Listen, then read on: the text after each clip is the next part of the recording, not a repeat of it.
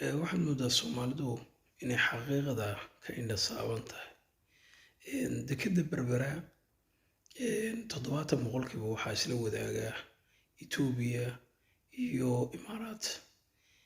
Muddo 30 sano ayayna arrintaas soconaysaa. Soomaalidu maxay ka faa'iideysaa weeyaan haddaba su-aashu. Waa run dekedda waa la ballaariyey, waa la dhisay, wax badan waa lagu soo kordhiyey, laakiin waxaasi ma yihiin waxay Soomaali leedahay weeyaan su-aashu isweydiinta mudan. Maya waa wuxuu Imaaraat leeyahay. Dabcan 30 sannadood xataa haddii ay dhammaato mar walba Imaaraadka waa loo baahan yahay. Mar walbana heshiiskiisu saas u jiraya u soconaya. Inta dadkani waddanka dadkii lahaa ama dadkii waxa weeyaan waddankan u diirnaxayo dadkiisa ka naxayay intay waxa weeyaan ka caqliyeysanayaan sidana loo soconaya. Yaa faa'iido ku qaba weeyaan haddaba su-aashu. Faa'iidadu waxa ku qaba Itoobiyaan oo ka shaqaysanaya dekedda Berbera oo ka xamaalanaya iyo Itoobiyaan oo kala soo degaya alaabihiisa. Faa'iidada ugu weyn kaasaa qaba. Soomaalidu waxay faa'iido ku qabtaa. Soomaalidu wax faa'iido badan aan u malayn maayo inuu ku qabto badan. Xataa maamulka Somaliland u malayn maayo inuu dhaqaale badan ka helayo. Waayo ma ku filnaanayo dhaqaalaha ka soo xiranaya dekeddu. Saan filaya aniga maamulka nimankan Imaaraadka iyo Imaaraat iyo Itoobiya ma u malaynayo inuu soo dhaafayo.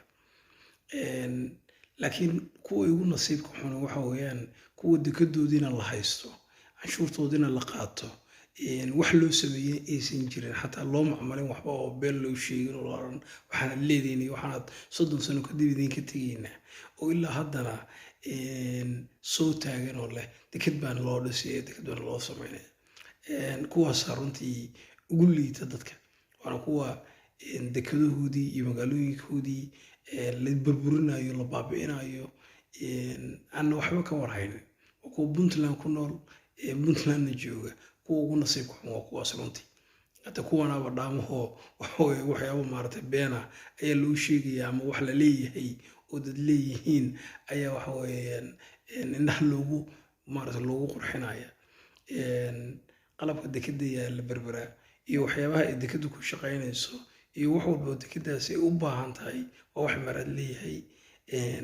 Una malayn maayo haddii uu ka tagona ama uu ka guuro beri ka maalina u malayn maayo in la'aantiis xataa sii socon karto. Markay xataa u malayn maayo inay sii jirayso waayo waxa weeye wax walba waqti bay leeyihiin. Laga yaabo inuu waxaan yihiin waqti uu ku talagalay.